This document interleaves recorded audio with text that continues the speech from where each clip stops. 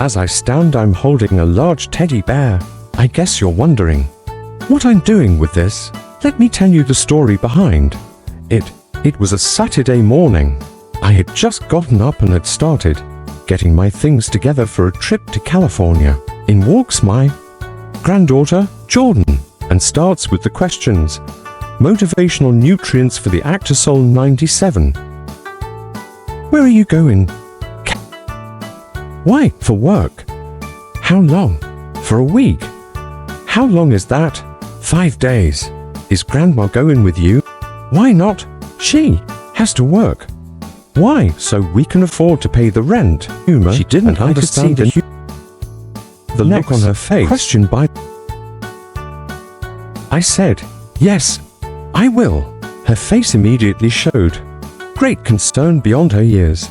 She then ran out of the room and turned shortly holding a brightly colored teddy bear. She said, Grandpa, here, take my teddy bear and he will keep you company. I thought for a minute and said, sure, that will be great. She smiled as if now Grandpa would have a friend and left the room.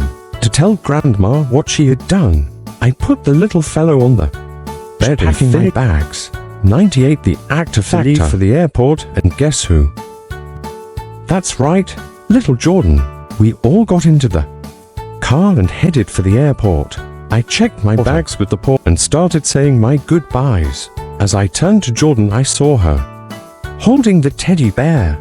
She said, Grandpa, you almost forgot this. I said, gee, Jordan, thanks. Now picture this. Here is a walking through the airport with his teddy bear, very bright and colorful. I think everybody was looking at me. I finally got to my seat and sat down, still holding the teddy bear. My attention immediately focused on the gentleman sitting in the next seat. He appeared very sad.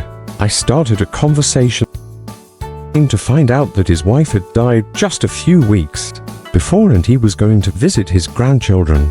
Immediately I shared with him why I was carrying the teddy bear. Without hesitation, I asked if he wanted to hold the teddy bear. He laughed. I handed it to him and he took it and smiled. Do you know that his whole attitude changed and he sat there smiling and talking? I'm not sure how far into the flight we were, but I could hear a little boy a few rows behind me giving his mother a hard time. I didn't really like the way she was correcting his behavior. It seemed a little cruel. He was about Jordan's age, so I decided to see if I could help. I got up and walked to his seat and asked the mother if there was anything I could do. She said, no, he's just scared. I smiled and thought for a moment. I went back to ask the man if I could borrow the teddy bear. He smiled as if he knew what I was going to do. I asked the little boy if he would keep my teddy bear company. I explained it was his lonely and scared. He looks at me for a minute with a slight smile. Do you know that? The little boy was quiet the rest of the trip. Motivational nutrients as he got off the plane and said, take good care of him. After having time to reflect on this trip, I realized that I had made a difference in those two people's lives with that teddy bear. Such a simple thing, powerful. It was then I realized that it's the small things we do that make a difference, both in people's lives and in our daily work. I started looking for small ways to make a difference in the way I live my life. I now understand what the following quote means. We may never do great things. In fact, we don't have to, because the little things we do can have great impact in life and happiness in others. Remember, there is value in everything. Nothing is worthless. Even a watch that's broken is correct twice a day. The importance of attitude. A few thoughts.